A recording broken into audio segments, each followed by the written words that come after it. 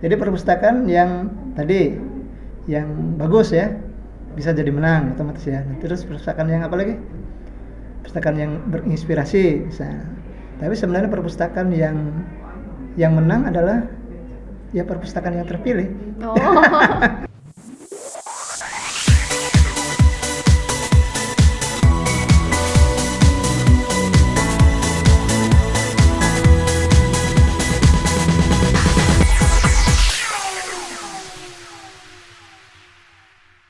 Assalamualaikum warahmatullahi wabarakatuh.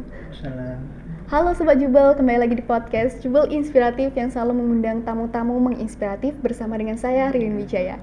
Nah, sama seperti episode podcast sebelumnya yang selalu mengundang tamu-tamu menginspiratif, kali ini kita sudah kedatangan salah satu tamu inspiratif, tapi beliau ini juga akan menambah wawasan dan pengetahuan kita mengenai era digital dan juga perpustakaan tentunya.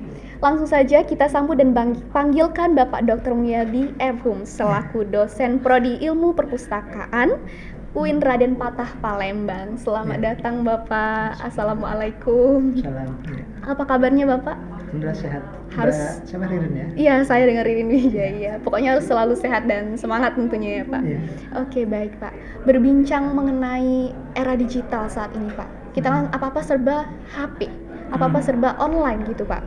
Jadi mungkin boleh diberikan pengertian sedikit kepada semua sobat Jubel. Sebenarnya apa sih Pak penting dan urgensinya perpustakaan digital untuk kita di era zaman ini? Ya, dulu kita itu ada namanya natural intelligence. Jadi kecerdasan itu hanya dari manusia karena dari Tuhan secara natural. Tapi di era baru ini ada namanya artificial intelligence. Jadi kecerdasan buatan, artinya kecerdasan yang dibuat oleh manusia, lalu kemudian dia memiliki kemampuan cerdas seperti manusia. Salah satunya misalnya handphone.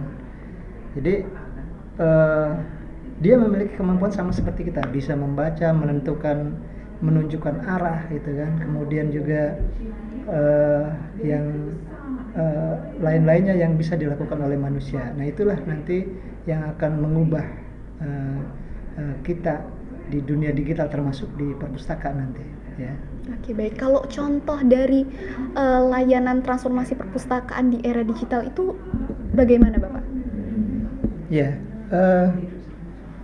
pertama perkembangan perpustakaan kita selama ini kan manual ya, dengan datang di perpustakaan kemudian Harus kita nulis buku gitu membaca gitu ya, lalu kemudian muncul perkembangan baru yang saya sampaikan tadi, artificial intelligence, lalu kemudian di dunia teknologi di komputer kita muncul namanya aplikasi ya, aplikasi otomasi. Kalau dalam bahasa ilmu perpustakaan itu otomasi perpustakaan. Nah, otomasi perpustakaan itu semua layanan, semua rekam jejak apa yang ada di perpustakaan manual berpindah ke komputer. Nah, itu ada yang offline, ada yang online. Sekarang sudah online, jadi akhirnya semua aktivitas perpustakaan berpindah ke komputer dan juga melalui internet. Jadi kita bisa melihat atau bisa bahkan melakukan layanan dengan dengan dunia maya gitu kan. Nah, dari situlah berkembang ilmu perpustakaan ke digital ini. Nanti setelah berubah, layanan pun, buku pun berubah menjadi berbentuk file. Makanya sekarang nanti ada namanya e-library gitu ya, e-book lah bahasanya ya. Jadi kita membaca sudah menggunakan beralih ke dalam media lain seperti handphone dan laptop gitu ya. Oke, baik. Lalu dengan adanya penerapan perpustakaan digital dan lain sebagainya yang serba digital itu Pak, apakah ada dampak negatifnya bagi para pembaca yang mungkin membaca itu melalui media online gitu Pak? Ya, pertama ada orang berpendapat bahwa setelah ada buku-buku yang berubah menjadi digital, maka perpustakaan akan hilang katanya, akan mati gitu. Iya, kan. betul Nah, gitu itu Pak. seperti kita Itu ketakutan kita seperti itu ya. Nih, gitu, Khawatiran kita seperti itu. Tapi justru sebenarnya pemikiran itu bukan keliru tapi hanya pemahamannya saja yang kurang. Jadi justru digital itu salah satu bahan pustaka namanya. Kalau di perpustakaan itu apa namanya, bahan pustaka atau koleksi ya. Nah, salah satu diperkuat dengan koleksi digital. Nah, gitu kan. Adanya buku digital itu menambah kekuatan bahan pustaka yang ada di perpustakaan. Jadi ada orang yang memang dia membaca itu ya maunya manual kan. Nah, tapi kalau di zaman sekarang ya pengennya pakai berbentuk digital. Nah, jadi dengan adanya digital itu justru menambah kekuatan. Bahkan nanti kalimatnya kita ubah bahwa sekarang misalnya pakai Google ya, kita pencarian dibuat website alamatnya di Google. Nah, lalu kemudian tinggal buat kalimatnya bahwa Google ataupun aplikasi e-book yang ada itu merupakan perpustakaan alternatif. Jadi dia alternatif lain untuk mengikuti perkembangan era digital yang sekarang gitu. Jadi sebagai penguat ya. Jadi kita justru nanti kedepannya bahkan ya harus berpindah ke digital kan. Tinggal nanti kita ada persoalannya, kalau negatif positif tadi mungkin oke lah, kita mungkin dengan penerbit ya masih ada perlu kesepahaman juga kan, karena kalau kita berikan ke dunia digital ya otomatis kita sudah rela atau free ataupun ikhlas ya dengan digital, buku yang sudah digitalkan itu. Nah, itu jadi ya kalau dibilang negatif dan positif tinggal kita. Karena dunia gitu ya, internet itu dunia digital, teknologi tidak bisa dibendung. Iya, ini misalnya negatif tidak boleh, kita tidak bisa. Nah, tinggal pemerintah ataupun semua pihak ya, seperti misalnya ada tayangan-tayangan yang tidak sesuai dengan dengan tata susila, mungkin di-cut dari sana dari pihak teknologi, bagian pengembang teknologinya, gitu saja Pak. Oke, baik. Lalu untuk wilayah di Indonesia nih Pak, kan Pak tidak semuanya mempunyai digital yang memadai begitu. Alhamdulillahnya misalnya di Jubel kan sudah mempunyai fasilitas digital yang memadai untuk kita mengikuti era perkembangan ini. Lalu bagaimana dengan wilayah lain di luar sana yang mungkin masih memiliki keterbatasan teknologi Pak? Ya, jadi teknologi itu ada dua nanti ya. Ada yang basis website itu ada dua. Satu ada yang online berarti kita pakai internet. Iya. Yang satu pakai offline. Offline itu kita menggunakan kabel. Jadi local area networking ya. Jadi justru sekarang perpustakaan di daerah seperti sekolah misalnya kan. Nah, sekarang diarahkan yang pertama tadi yang local area networking. Jadi yang penting dia punya komputer. Kalau satu berarti satu yang kita gunakan. Kalau dua nanti pakai kabel. Kalau tiga komputernya pakai sambungan namanya hub ya. Jadi ada sambungan. Nah, itu jadi di daerah pun yang tidak memiliki katakanlah wifi ya, belum ada internet, belum tersentuh, tapi sekarang kayaknya sudah mulai bisa ya di daerah terpencil ya. Tapi andai pun belum maksimal, jadi kita pakai local area networking itu. Jadi nanti bisa layanan itu bisa berjalan. Yang penting sudah ada listrik. Sudah ada listrik, dan komputer sekarang sudah bukan sesuatu yang kalau dulu kan sesuatu yang wah banget ya, gitu ya Pak. Sekarang sudah malah semuanya kayaknya sudah bisa, punya. ya begitu ya. Jadi bisa dengan yang model yang kedua. Jadi pakai yang lokal ya, belum pakai internet full gitu kan. Nah, kalau dia sudah ada internet ya langsung harus berubah ke basis website. Jadi kalau kita misalnya di luar provinsi ya bisa mengaksesnya gitu kan. Oke, baik. Jadi tidak ada alasan lagi untuk tidak mengikuti perkembangan zaman begitu ya Pak? Ya.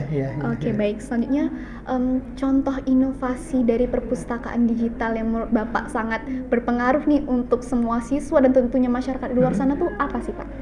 Ya, pertama saya kebetulan ngajar perpustakaan digital ya. Kemudian juga ada otomasi perpustakaan. Ada sekarang program aplikasi itu biasanya kalau kita install itu berbayar kan. Nah, kita cari yang free. Ada satu namanya Book Creator. Nah, itu mungkin kalau bisa cari ya, bookcreator.com. Nah, itu kita bisa ini mungkin salah satu inovasi yang dibuat oleh para ahli IT ya, terus disebarkan dalam bentuk free. Nah itu kita ketik saja bookcreator.com, lalu kemudian kita masukkan email. Nah itu kita bisa mendesain buku, membuat buku e-book namanya. Nah itu minimal ada 20 buku. Kalau lebih dari 20 berbayar. Jadi satu email 20 buku. Kita buat, misalnya kita yang hobi membuat cerita romantis, nah tinggal dibuat cerita covernya, bahkan ada template-nya itu. Nanti dipublish bisa. Nah nanti bisa Ririn praktekkan itu. Oh iya tentunya Pak. Nanti membuat buku namanya Book Creator. Nanti catat aja bookcreator.com, muncul, masukkan email. Nanti ada dua, ada teacher, ada student. Nah kita ambil yang teachernya. Kalau student dia harus ada kodenya, yang dari teacher kan, kita teachernya. Nanti email terus kita buat. Nanti desainnya ada yang misalnya untuk tema bukunya apa, majalah atau misalnya fiksi atau misalnya buku-buku non fiksi pelajaran kan, nanti tinggal kita buat. Bahkan ada yang template, nanti kita tinggal merubah tagnya. Nah itu sebenarnya sudah dibuat oleh orang ahli IT, cuman kita hanya belum tahu saja gitu ya. Jadi ketika kita sudah tahu, itu sudah itu. Nanti begitu orang cari, misalnya kita membuat cerita di situ, misalnya kalau di daerah kita yang belum pernah ada legenda, misalnya kita buat dalam buku itu, kemudian kita tulis misalnya legenda Bukit Jempol misalnya gitu ya. Nanti begitu kita klik, ya Bukit Tunjuk ya, Bukit Tunjuk di Muara Enim itu muncul, dan bahkan bukunya sudah seperti e-book gitu ya, 1, 2, 3 gitu. Jadi setiap gitu orang bisa berkarya begitu ya bisa Pak? berkarya. Oke, jadi ini harus dicatat, harus kita coba ya Sobat ya, Jubel. jadi bookcreator.com. Oke.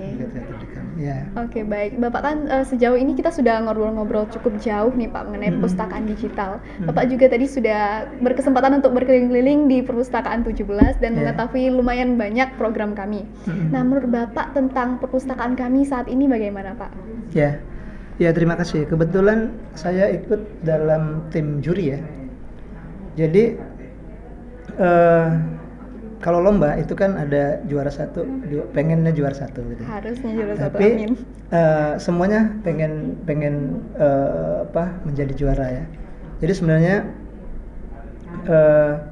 bagaimana perpustakaan yang baik itu cuma 3. Sebenarnya syarat utamanya 3 dulu.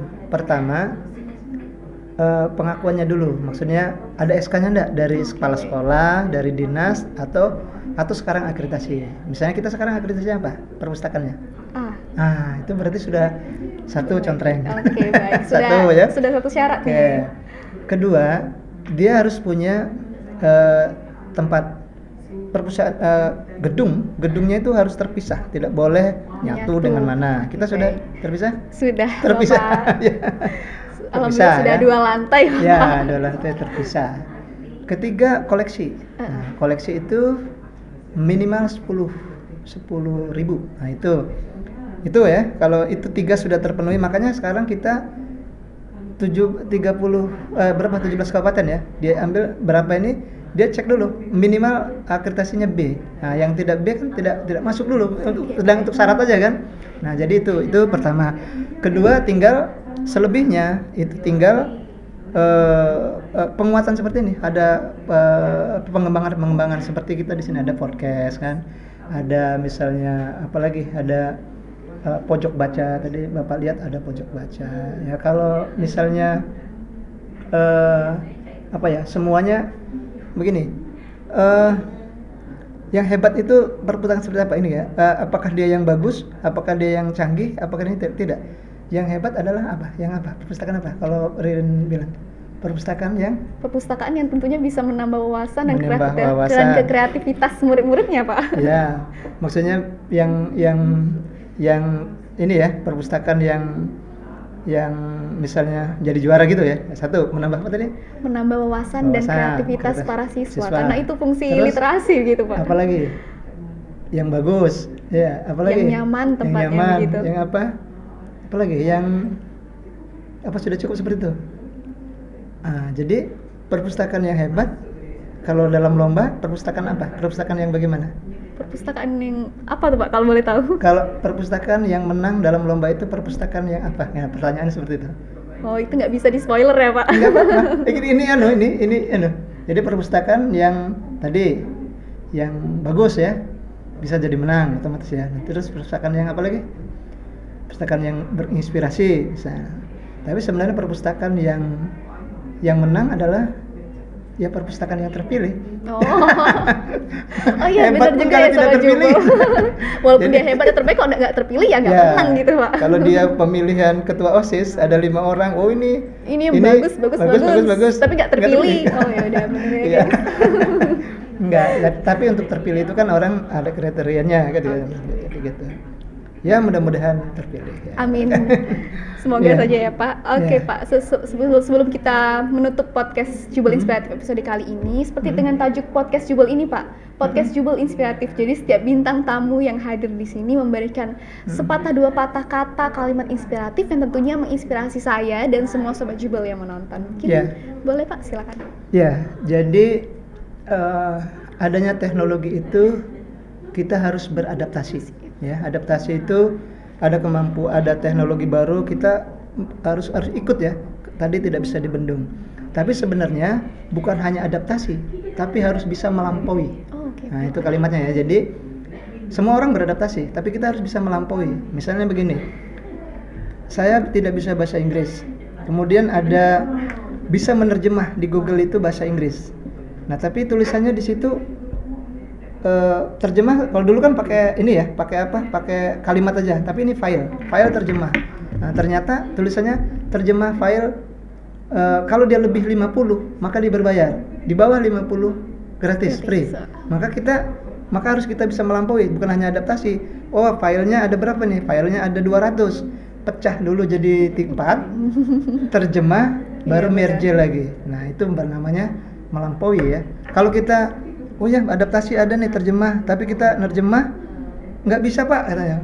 Ya udah selesai, kita hanya bisa beradaptasi, tapi bisa melampaui. Jadi upayakan ada teknologi itu bisa ada kreativitas kita untuk melampaui semua yang ada teknologi baru itu. Oke, jadi harus melampaui teknologi, jangan mau dibodohi begitu ya Pak. Itu pertama. Yang kedua adaptasinya kita deh ya.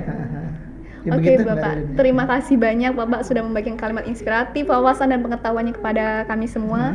Semoga ya 17 literasi dan perpustakaannya bisa menjadi yang terbaik dan selalu yang terbaik begitu ya Pak.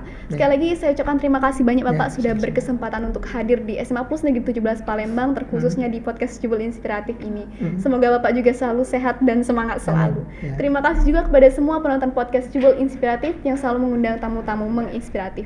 Nantikan terus episode podcast Jubel Inspiratif berikutnya yang akan selalu mengundang tamu-tamu yang tentunya menginspiratif. Saya Rin Wijaya pamit undur diri. Terima kasih dan wassalamualaikum warahmatullahi wabarakatuh. Belajar bersama, maju untuk semua. Kita pasti bisa. Salam literasi.